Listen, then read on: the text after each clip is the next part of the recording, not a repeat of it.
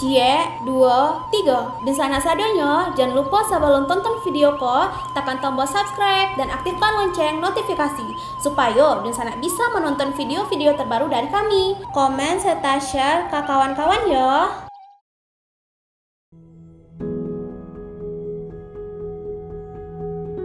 Kebakaran yang menimpa Pasa Ateh pada tanggal 30 Oktober 2017 menuntun pemerintah daerah untuk segera membangun kembali Pasa Ateh karena Pasa Ateh adalah salah satu sentral ekonomi terbesar di Sumatera Barat yang berdampaknya tidak hanya dirasakan oleh masyarakat Bukit Tinggi tetapi juga masyarakat kabupaten atau kota lain di Sumatera Barat, bahkan sampai provinsi tetangga.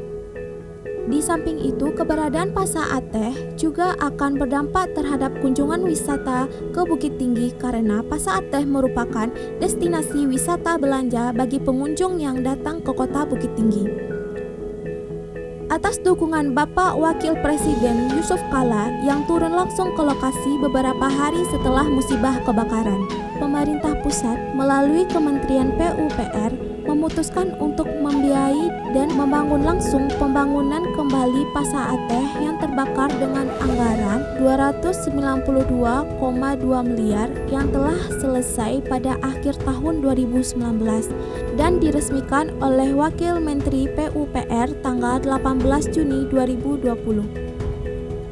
Bangunan Pasa Ateh yang baru ini terdiri dari 1 lantai basement, 3 lantai pertokoan dengan fasilitas 10 unit eskalator, 3 unit lift, dan kamera CCTV 54 unit. Sedangkan jumlah toko sebanyak 810 petak toko dan 24 kios food court.